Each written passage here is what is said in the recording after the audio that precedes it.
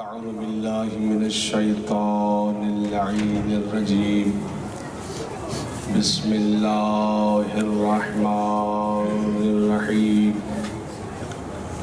الحمد لله الذي اسمه دواء وذكره شفاء وطاعته غنى يا سريع الرضا اغفر لمن لا يملك إلا الدعاء الصلاة والسلام على عبده المصطفى وعز الأنبياء وصاحب قاب قوسين أو أدنى سيدنا وشفيع ذنوبنا وطبيب نفوسنا وحبيب قلوبنا مولانا ومولى الثقلين جد الحسن والحسين أبي الزهراء محمد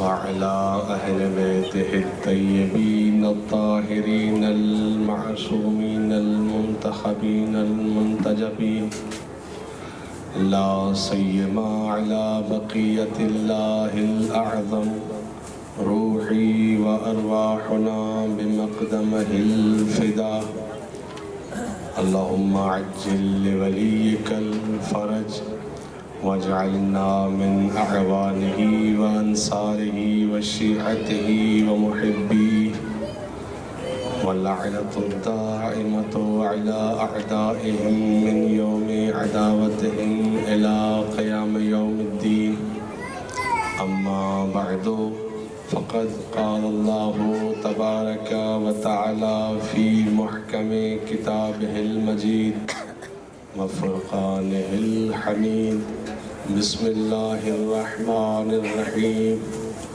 ومن المؤمنين رجال صدقوا ما عاهدوا الله عليه فمنهم من قضى نحبه ومنهم من ينتظر وما بدلوا تبديلا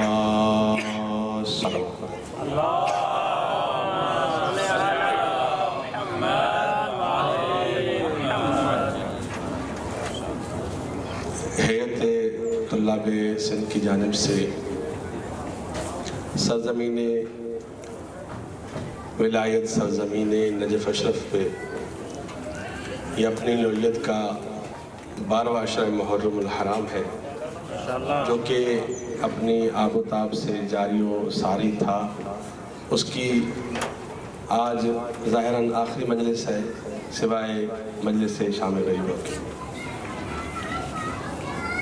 تو اس حوالے سے سب سے پہلے تو دعا ہے کہ پروردگارم ہیئت طلاب کے تمام اراکین ان کے معاونین چاہے جس شکل میں بھی وہ معاونین موجود ہوں چاہے دامے درہمے سخنے قدمے کسی طرح سے بھی انہوں نے تعاون کیا ہے تو پروردگار عالم سے دعا ہے کہ اللہ ان کی توفیقات خیر میں اضافہ فرمائے ان کے رزق مال میں برکت عنایت کرے اور اس وباء کرونا کا کائنات سے جلد اور جلد خاتمہ فرمائے ہماری دعاؤں کی اس قبولیت کے لیے ایک بلند تر صلوات پڑھتے ہیں محمد علیہ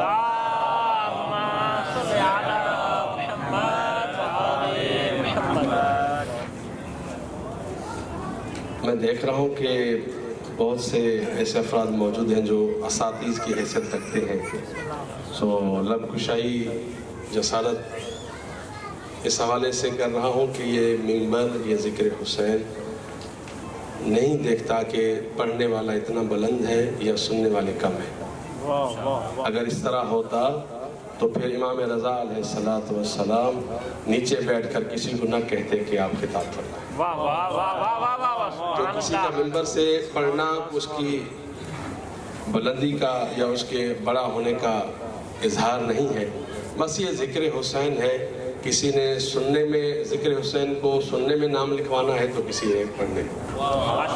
بس اب آپ سے صرف اتنی التماس ہے کہ یہ نہ ہم دیکھیں کہ کون پڑھ رہا ہے، بس یہ دیکھیں پڑھ کیا رہا ہے. ایک درود پڑھ دیں محمد آل محمد کے ساتھ.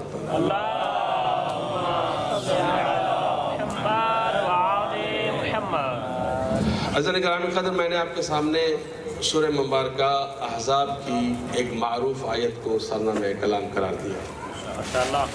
سورہ احزاب قرآن مجید کے موجودہ ترتیب کے لحاظ سے 33واں سورہ ہے، اور جس آیت کو سرنامہ کلام قرار دیا ہے اس آیت کا نشان ہے 23. سورہ احزاب 73 آیات 9 رکوع پر مشتمل قرآن مجید کا مدنی سورہ ہے. ارشاد رب العزت ہوتا ہے وَمِنَ الْمُؤْمِنِينَ رِجَالٌ، مومنین میں سے کچھ ایسے بھی لوگ ہیں صدقوا ما عَهَدُ اللَّهِ عَلَيْهِ، کہ جو سچ کر کے دکھایا ہے جنہوں نے اس عہد کو جو انہوں نے اللہ سے کیا ہے. فَمِنْهُمْ مَنْ قَضَى نَحْبَهُ، کیسے سچ کر کے دکھایا ہے؟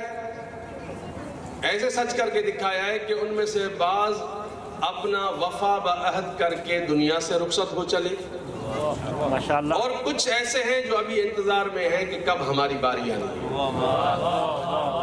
اور جو انتظار میں ہیں پروردگار عالم ان کی بھی ایک گارنٹی دے رہے ہیں کہ یہ جو ابھی انتظار میں ہے نا، وما بدلوا تبدیلا، یہ اپنی بات سے مکرنے والے نہیں،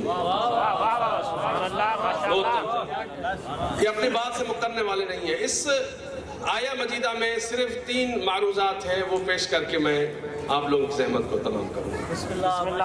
سب سے پہلی بات تو یہ ہے کہ آپ جانتے ہیں کہ کوئی بھی انسان جب کسی سے عہد کرتا ہے تو اس عہد کی اہمیت تب بنتی ہے جب سامنے والے کی اہمیت ہوگی. اب ان کی کیا عزت ہوگی جنہوں نے اللہ سے عہد کیا ہے؟ ان مومنین کے گروہ کی کتنی بڑی عظمت اور عزت ہوگی جو اللہ سے جنہوں نے عہد کیا ہے. اچھا، پھر بات یہاں تک نہیں ہے کہ اللہ سے انہوں نے عہد کیا ہے، پھر اس عہد کو پورا بھی کر کے دکھایا ہے. اچھا، یہ ایسا نہیں کہ خود کہہ رہے کہ ہم نے پورا کر کے دکھایا ہے، بلکہ اللہ خود گواہی دے رہا ہے قرآن میں کہ یہ وہ ہیں کہ جنہوں نے مجھ سے عہد کیا تھا اور پورا کر کے دکھایا ہے. ایک تو یہ ہے کہ ان لوگوں کی عظمت کیا تھی، کتنے بڑے عظیم لوگ تھے جنہوں نے اللہ سے عہد کیا، اور دوسری بات یہ ہے کہ وہ عہد کیا تھا جو اللہ سے کیا گیا تھا. درود پڑھیں محمد آل محمد ذات پر.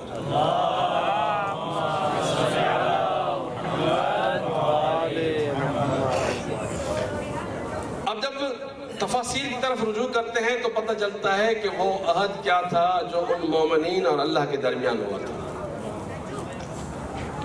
اسی سورہ مبارکہ احزاب کی آیت نمبر 15 میں اللہ نے ارشاد فرمایا کہ وَلَقَدْ كَانُوا عَهْدُ اللَّهَ مِن قَبْلُ وَلَقَدْ كَانُوا عَهْدُ اللَّهَ مِن قَبْلُ، حالانکہ وہ اللہ سے پہلے عہد کر چکے تھے.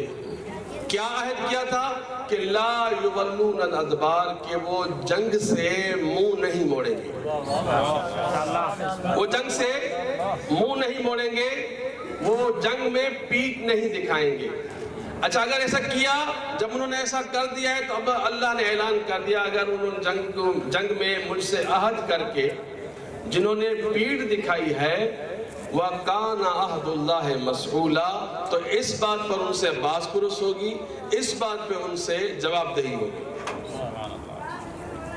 اب جب تفاصیل، بس چند لمحے آپ کی تمہید میں لوں گا، اب جب تفاصیل طرف رجوع کرتے ہیں کہ ان سے مراد کون ہے، وہ کون ہے جنہوں نے عہد کر کے بے وفائی کی، جنہوں نے عہد کر کے، یعنی ایک گروہ تو وہ ہے کہ جنہوں نے جن کی اللہ تعریف کر رہا ہے کہ یہ سچے تھے، سچے کر کے دکھایا.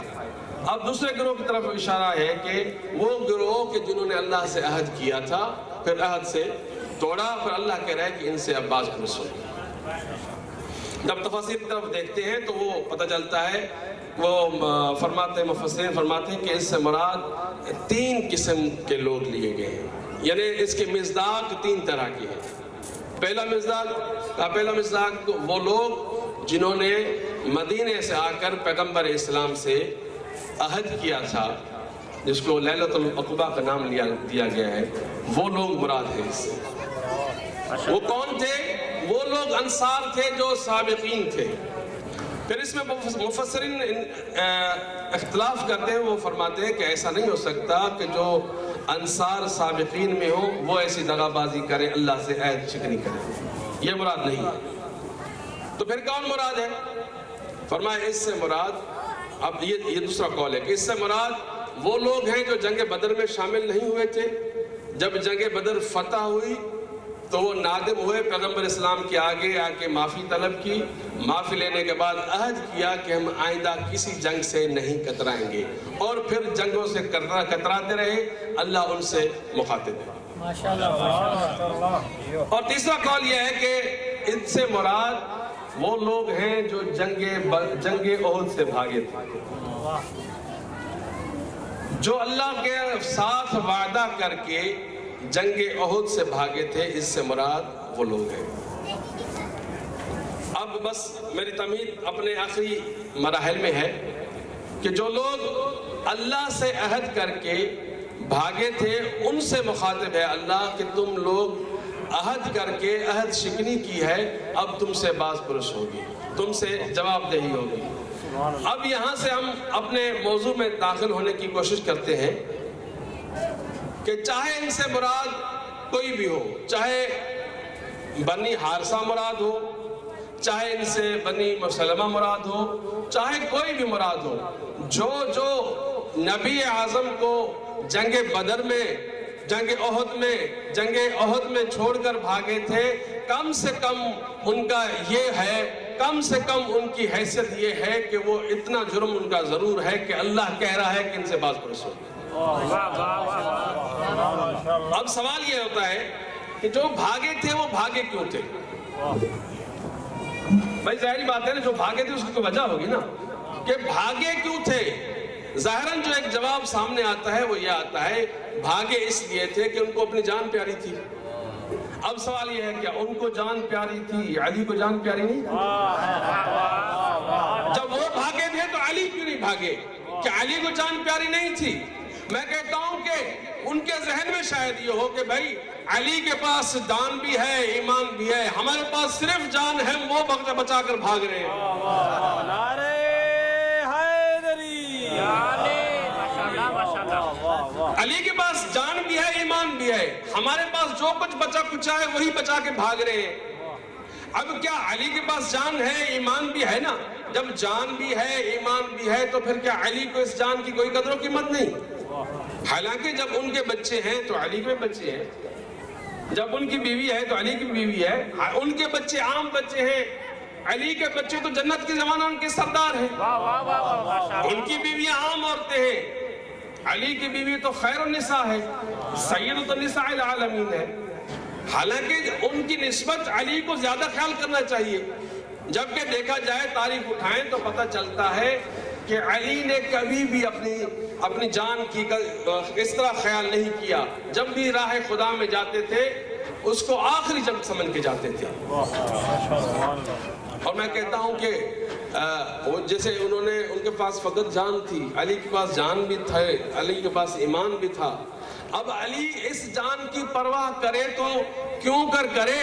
کیونکہ یہ علی اپنی جان شب ہجرت علی نے اللہ کی مرضیوں کے عوض جب اللہ کو بیچ دی ہے تو بس اس جان کو اللہ کی راہ میں خرچ کرتے ہوئے علی کو کوئی ڈر نہیں ہوتا تھا۔ ماشاءاللہ ماشاءاللہ، نعرہ حیدری، علی کو کس چیز کا ڈر ہوتا؟ جب یہ جان دی ہی اللہ نے تھی۔ وہ کہتے ہیں نا کہ جس کی جان تھی جب اس کے نام پہ دے رہے تھے تو ڈر کس بات کا تھا؟ ڈرتے تو وہ جو کسی اور مقصد سے آئے تھے۔ माशाल्लाह माशाल्लाह। अब शब हिजरत की बात आई है तो एक जुमला सुनते जाएं शब हिजरत के हवाले से कि शब हिजरत जब नबी मुअज़्ज़म ने अली को अपने बिस्तर पे सुलाया, अब तारीख ने सब ने लिखा कि अली को नबी ने अपने बिस्तर पर सुलाया, ये तो किसी ने नहीं बताया कि क्यों सुलाया। आगे शब हिजरत और भी बहुत से अकाबिर थे और बहुत से लोग थे, बाकियों को क्यों नहीं सुलाया? तो एक ज़ाहिरी जवाब आएगा, वो यही कि भाई अल्लाह का हुक्म था, क्योंकि नबी का कोई भी फेल अल्लाह की हिकमत के खिलाफ तो नहीं होता। ज़ाहिरन अल्लाह का हुक्म था, तभी तो अल्लाह ने हुक्म के मुताबिक अली को सुलाया। भाई यही तो असल सवाल है कि अल्लाह ने इसका अली का इंतखाब क्यों किया? बहुत तवज्जो चाहूंगा कि अली का इंतखाब ही क्यों किया। इस बारे में जब तहकीक करते हैं, जब थोड़ा सा गौर करते हैं, तारीख की तरफ रुजू करते हैं, तो जब हमारी नज़र पड़ती है हदीस किस्सा से, जब हदीस किस्सा में हमारी नज़र पड़ती है तो कुछ मामला वाज़ेह हो जाता है कि जब इमाम हसन और हुसैन नबी आज़म के घर में आते हैं, जब हसन हुसैन अपने माँ के घर में आते हैं और नबी आज़म की खुशबू महसूस करते हैं तो कहते हैं कि या उम्मा हो इन्नी अशम्मु इंदक राहियतन तय्यबतन कअन्नहा राहियतु जद्दी रसूलिल्लाह। ए अम्मा जान, हम अपने नाने की खुशबू को महसूस करते हैं। इससे मालूम होता है कि नबी आज़म के जिस्म से एक खास किस्म की खुशबू आती थी, जो खुशबू बताती थी पैगंबर का पता। अब जाहिरी बात है, जब पैगंबर रुखसत होना चाह रहे थे हिजरत में, तो नबी के आज़म के बिस्तर पर कोई ऐसी शख्सियत सोए जिसके बदन से वैसी ही खुशबू आए जो नबी आज़म के बदन से आती थी। नारा हैदरी मोहम्मद वाले मोहम्मद सल्लल्लाहु। उनके जिस्म से भी ऐसी खुशबू आए जो नबी आज़म के बदन से आती थी। क्यों? अगर ऐसी खुशबू नहीं आएगी तो जिस मकसद के लिए नबी अपने बिस्तर पर किसी को सुला रहे हैं वो मकसद फौत होता है। क्योंकि वो जो बाहर खड़े थे वो भी नबी को जानते थे, उनको भी पता था कि नबी के जिस्म से कौन सी खुशबू आती है, नबी के सोने का अंदाज क्या है। जब सोने की बात आई तो एक और जुमला सुनते जाएं कि जब तारीख उठाएं तो पता चलता है कि नबी आज़म का कद कुछ लंबा था, अली का कद निस्बतन कम था, लेकिन जब शबे हिजरत अली बिस्तर रसूल पे सोए हैं तो वैसे ही सोए हैं जिस तरह नबी सोते थे। जहां पे नबी का सर होता था वहीं अली का सर था, जहां नबी की कमर होती थी वहीं अली की कमर थी, जहां नबी के पांव होते थे वहां अली के पांव थे। यानी अली ऐसे सोए जिस तरह नबी सोते थे। हालांकि वरना तो ये तो घर के बंदे थे, उनको पता था कि नबी कैसे सोते हैं। अली ऐसे सोए जैसे नबी सोते थे, यानी अली नफ्स रसूल थे, ऐसे सोए जैसे रसूल सोते हैं। तो ये लोग जब अली ने जान बचाई, अली को अपनी जान की परवाह नहीं थी, उन्होंने जान की परवाह की। अब जाहिर है कुरान के एक और आयत है कि इन तंसुरुल्लाह यंसुरुकुम, तुम अल्लाह की मदद करो अल्लाह तुम्हारी मदद करेगा। अब जब तफसीर उठाकर देखते हैं तो तमाम मुफस्सिरीन का इस बात पर, इस मिज़दाक पर इत्तफाक है कि अल्लाह की मदद वैसे तो बहुत कामों में की जा सकती है, लेकिन जो अकमल अजहर और अतम मिज़दाक है इस नुसरत का वो है जहाद। मैदान जहाद अल्लाह की नुसरत का बेहतरीन मिज़दाक है, इससे बढ़कर कोई और मिज़दाक नहीं हो सकता। जब अल्लाह की नुसरत का मिज़दाक ये जहाद है तो फिर अल्लाह की, यानी फिर इसका यूं फिर हो कि इन तंसुरुल्लाह यंसुरुकुम, इसका मतलब ये है कि अल्लाह कह रहा है तुम मेरी मदद करो मैदान जहाद में तो मैं तुम्हारी मदद करूंगा। परवरदिगार क्या तुम हमारी मदद करोगे या क्या उन मुजाहिदीन की मदद करोगे? तो इरशाद होता है कि ये अगर तुम मेरी मदद करो मैदान जहाद में आकर तो मैं तुम्हारी मदद ये करूंगा कि तुम्हें साबित कदम रखूंगा, वयुसब्बित अक़दामकुम, मैं तुम्हें साबित कदम रखूंगा। अब जो लोग जंगों से भागते थे इसका मतलब ये है कि अल्लाह तो अपने वादे के खिलाफ नहीं करता। अब अल्लाह ने कहा है कि तुम मेरी मदद करो तो मैं तुम्हारी मदद करूंगा। अब जो भाग रहे हैं उसका मतलब ये है कि वयुसब्बित अक़दामहुम नहीं है, यानी उनसे یعنی ان کے ساتھ اللہ کی مدد شامل حال نہیں. جب اللہ کی مدد نہ ان کے ساتھ شامل حال نہیں تو پھر اس کا مطلب یہ واضح ہوتا ہے, یہاں سے یہ بات واضح ہوتی ہے, یہاں سے اس بات کا پتہ چلتا ہے کہ جو لوگ بھاگ رہے ہیں اصل میں ان سے اللہ کی مدد شامل حال نہیں. اللہ کی مدد ان کے ساتھ کیوں کر شامل حال ہو جنہوں نے اللہ کی مدد نہیں کی. اگر وہ میدان میں آتے ہی اس لیے کہ اللہ کی مدد کی غرض سے آتے تو یقیناً اللہ ان کی مدد کرتا. جو لوگ بھاگ رہے ہیں نہ وہ اللہ کی مدد کے لیے آئے تھے نہ اللہ ان کی مدد کر رہا ہے, تو پھر وہ آئے کیوں تھے؟ ظاہراً دیکھا جائے تو آئے اس لیے تھے مالی غنیمت کے چکر میں.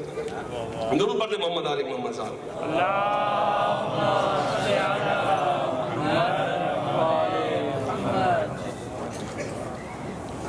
اسی آیت میں اللہ نے پھر یہ بھی بتایا کہ جو انہوں نے سچ کر کے دکھایا ان کا اللہ نے تعارف بھی کروا دیا. فرمایا کہ فَمِنْهُمْ مَنْ قَضَى نَحْبَهُ, ان میں سے کچھ ایسے لوگ ہیں جو کہ اپنا عہد وفا بعہد کر کے دنیا سے چلے گئے.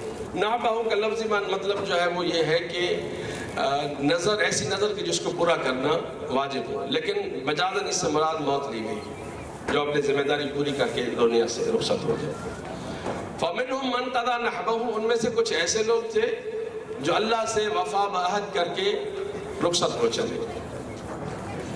اور دوسرے وہ لوگ ہیں کہ وَمِنْهُمْ مَنْ يَنْتَظِرُ, کچھ ایسے لوگ ہیں جو ابھی تک انتظار میں ہیں کہ کب ہماری باری آئے گی. امیر المومنین سے پوچھا گیا کہ مولا اس آیت کے بارے میں کچھ فرمائیے, یہ آیت کن کے بارے میں اتری ہے؟ امیر المومنین منبر کوفہ میں ارشاد فرمایا کہ یہ آیت ہماری شان میں اتری ہے. اس آیت کے پہلے حصے کا مصداق میرا چچا حمزہ ہے اور ان کا بھتیجا عبیدہ ابن حارث ہے, جبکہ اس آیت کے دوسرا مصداق میں علی ابن ابی طالب ہے. مولا فرماتے ہیں کہ علی انتظار میں ہے کہ وہ کب دن آئے گا جب کسی شکی کے ضرب سے علی کی داڑھی خضاب ہوگی. اس سے مراد یہ ہے جب یہ وہ تین شخصیات ہیں جو کہ جنگ بدر کے ہیرو تھے. یہ تینوں شخصیات جنگ بدر کے ہیرو تھے, جناب حمزہ, جناب عبیدہ ابن حارث اور امیر المومنین. جنگ بدر میں جب یہ لوگ آئے تھے تو ماحول کچھ اس طرح کا تھا کہ اس طرف مشرکین مکہ تھے جن کی تعداد 1000 کے قریب تھی اور مسلمانوں کی تعداد تقریباً 313 تھی. اب جنگ شروع ہونے سے پہلے انصار نے پیغمبر اسلام سے عرض کی, یا رسول اللہ آپ ہمارے مہمان ہیں اور آپ کے ساتھ جو مہاجرین آئے ہیں وہ بھی ہمارے مہمان ہیں. ہم نہیں چاہتے کہ ہمارے مہمان پہلے جائیں, زخمی ہو جائیں یا شہید ہو جائیں.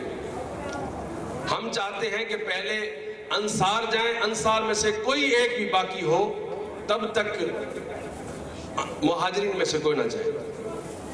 تو یہ طے پایا اور سب سے پہلے 3 انصار چلے گئے. جب انصار گئے تو ادھر سے مشرکین مکہ کے 3 افراد آگے آئے جن میں سر فہرست عتبہ بن ربی, شیبہ بن ربی اور ولید ابن عتبہ. یہ 3 لوگ آئے. جب میدان کارزار میں تعارف ہوا تو عتبہ نے پوچھا, متکبرانہ لہجے میں پوچھا کہ تم کون ہو؟ تو وہ کہنے لگے کہ ہم اہل مدینہ میں سے ہیں. جب اس نے سنا کہ یہ اہل مدینہ میں سے ہے تو اس نے کہا کہ تم میرے برابر کے نہیں ہو, تم واپس چلے جاؤ. پھر آواز دے کر کہا کہ یا محمد, اس میدان کارزار میں کسی ہم جیسے کو بھیجو, کسی سردار کو بھیجو, اس کو بھیجو جو تمہارے خاندان میں سے ہو. پھر پیغمبر اسلام نے انتخاب کیا جناب حمزہ کا, عبیدہ کا اور علی ابن ابی طالب کا. جب یہ لوگ آئے جناب حمزہ نے سب سے پہلے اپنا تعارف کہا کہ انا حمزہ ابن عبد المطلب، میں عبد المطلب کا بیٹا حمزہ ہوں۔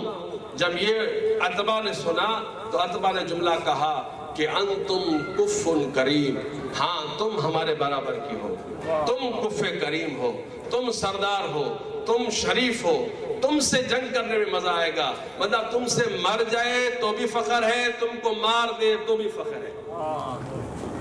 ایسے یہ بات بھی پتہ چلتی ہے کہ جن لوگوں کو پیغمبر میدان میں نہیں بھیجتے تھے اس کی ایک وجہ یہ بھی ہوا کرتی تھی شاید کہ وہ سامنے والا دشمن ان کو منہ نہیں مارتا تھا، ان کو منہ نہیں لگاتا تھا، وہ کہتا تھا یہ ہمارے ہم پلہ نہیں، یہ ہماری شان نہیں ہے، ہمارے لیے باعث شرم ہوگی کہ ہم ان کے ہاتھوں مار جائیں، اور یہ بھی باعث شرم ہے کہ ہم افتخار کر کے کہیں کہ ہم فلاں کو قتل کر کے آئے۔ محمد والے محمد صلوات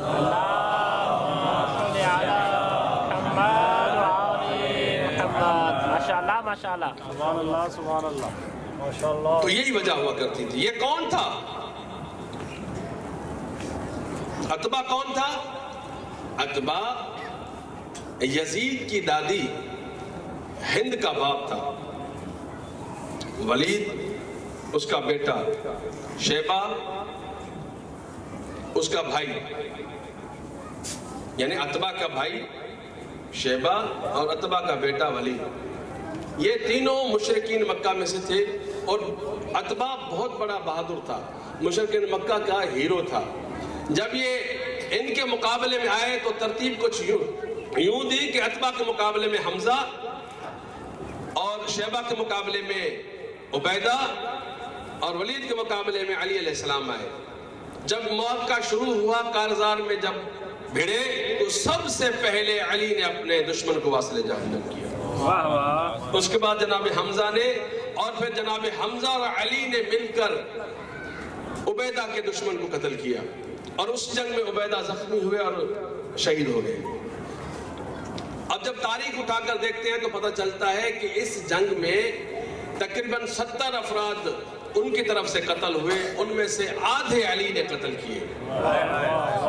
جب آدھے علی نے قتل کیے تو یہ بات جب مکہ پہنچی کہ آدھے لوگ اوروں نے قتل کیے، آدھے علی نے قتل کیے، یہی وہ جنگ تھی کہ جس جنگ نے علی کو اسلام کا ہیرو بنایا، یہی وہ جنگ تھی جس نے علی کو ہیرو بنایا، اور یہی وہ جنگ تھی جس جنگ نے بنو امیہ کو آل محمد کا دشمن بنایا۔ یاد ہے آپ کو وہ شعر یزید کا، جب وہ شعر پڑھتا ہے اپنے دربار میں بیٹھ کر کہ کاش آج میرے بدر کے بزرگ ہوتے، وہ دیکھتے کہ میں نے آل محمد کے ساتھ کیا ہے۔ بس دامن وقت میں گنجائش نہیں، وقت بہت ہو گیا، بس اتنا کہنا چاہ رہا ہوں کہ یہ جو آیت ہے فَمِنْهُمْ مَنْ قَضَى نَحْبَهُ وَمِنْهُمْ مَنْ يَنْتَظِرُ، تفسیر صافی والے نے لکھا کہ جب بھی کوئی شہید امام مظلوم سے رخصت کر کے جاتا، رخصت لے کر جاتا، امام علیہ السلام اسی آیت کی تلاوت فرماتے، کہتے تم چلے جا رہے ہو، ہم تمہارے پیچھے آ رہے ہیں۔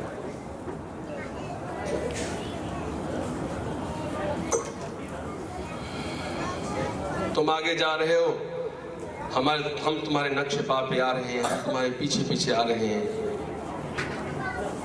عزیزو، مارکہ کربلا عجیب و غریب مارکہ تھا۔ امام مظلوم بہت پیار کرتے تھے اپنے اصحاب کے ساتھ، اور امام یہ کہتے ہوئے نظر آئے کہ انی لا اعلم اصحابا اوفا ولا خیرا من اصحابی، میں نے اپنے اصحاب سے بڑھ کر کسی کو باوفا نہیں پایا۔ صرف بات یہاں تک نہیں تھی کہ باوفا نہیں پایا، امام بے حد محبت کرتے تھے اپنے اصحاب سے۔ خدا کی قسم، کیا کیا بندہ کس چیز کو ذکر کرے کہ حسین ابن علی اپنے اصحاب سے کیسی محبت کرتے تھے۔ بس ایک غلام ہے جس کا نام اسلم ترکی ہے۔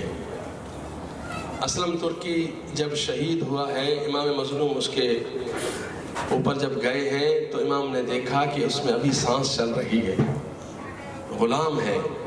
امام مظلوم نے اس کے سر اپنے زانوں پہ رکھا، اس کے رخسار پر اپنا رخسار ملا، مل کر امام جیسے ملا، اسلم ترکی نے آنکھ کھولی، دیکھا کہ امام مظلوم اپنا رخسار میرے رخسار پہ رکھے ہوئے ہیں، تو اسلم ترکی آنکھیں کھول کر مسکرا کر کہتا ہے من مثلی، مجھ جیسا کون ہے؟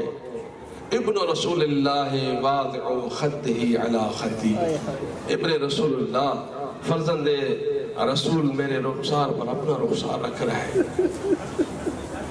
اتنا محبت تھی امام کو اپنے اصحاب سے۔ بس عزادارو، اسی محبت کا اظہار امام علیہ السلام نے ایک اپنے دوست کو بھی کیا، جس کا تاریخ نے نام حبیب ابن مزاحم لکھا۔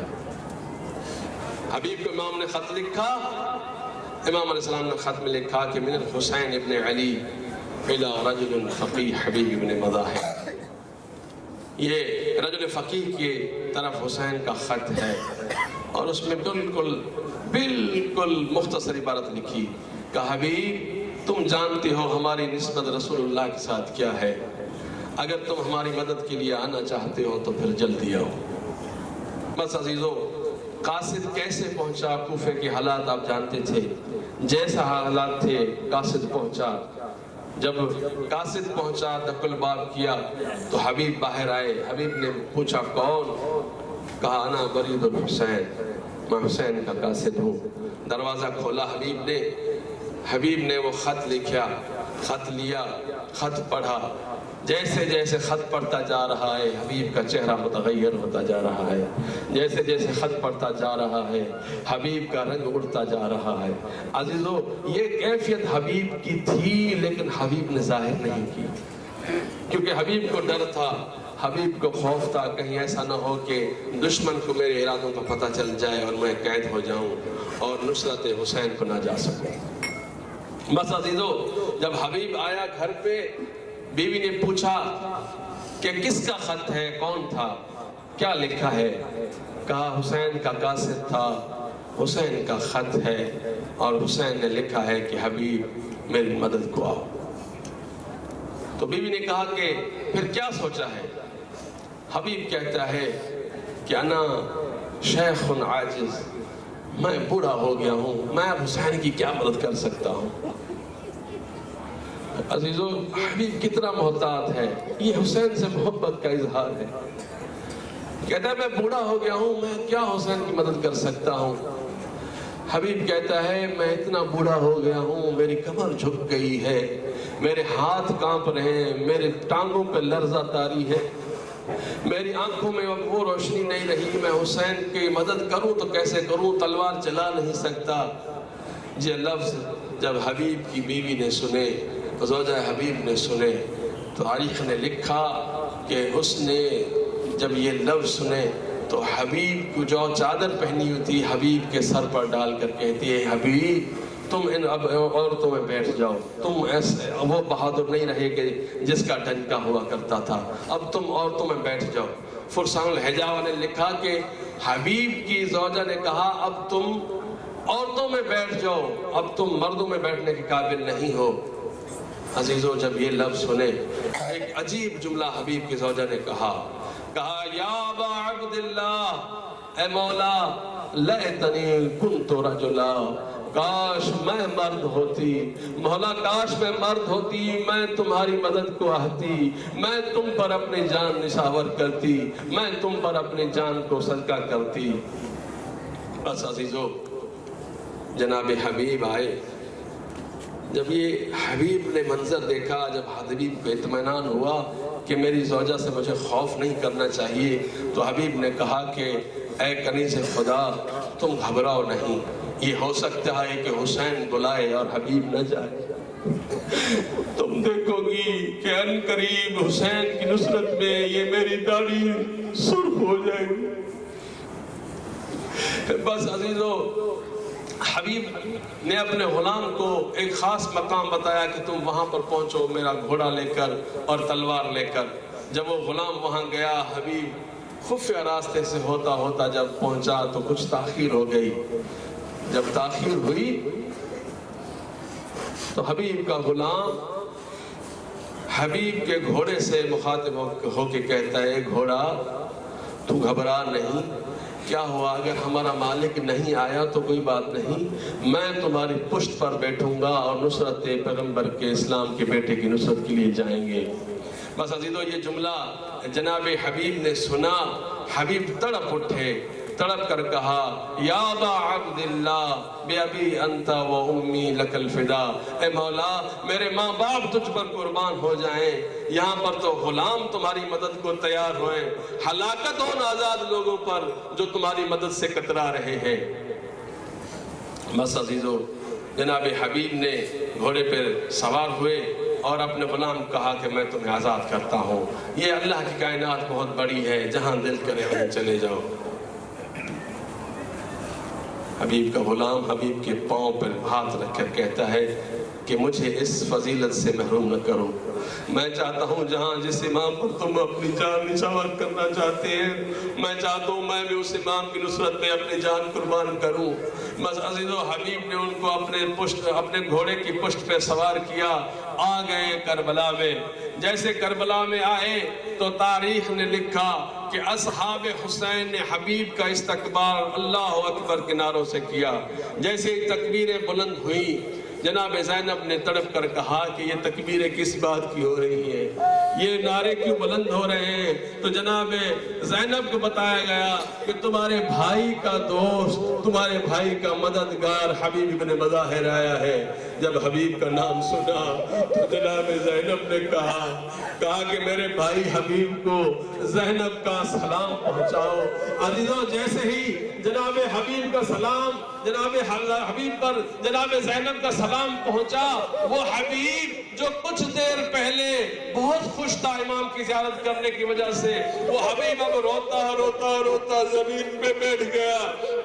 زمین پہ بیٹھنے کے بعد اپنا امامہ اتارا، امامہ اتار کر خاک کربلا اٹھائی، اپنے سر میں ڈالی، سر میں ڈال کر کہتا ہے حبیب من انا، کہاں میں، حتی تسلم علیہ ابنت امیر العرب، کہاں حبیب تو، کہاں امیر عرب کی بیٹیاں؟ ہائے اللہ، امیر عرب کے بیٹیوں پر ایسا وقت آیا ہے کہ وہ غلاموں پر سلام کر رہی ہے۔ لعنت اللہ علی القوم الظالمین، سیعلم الذین ظلموا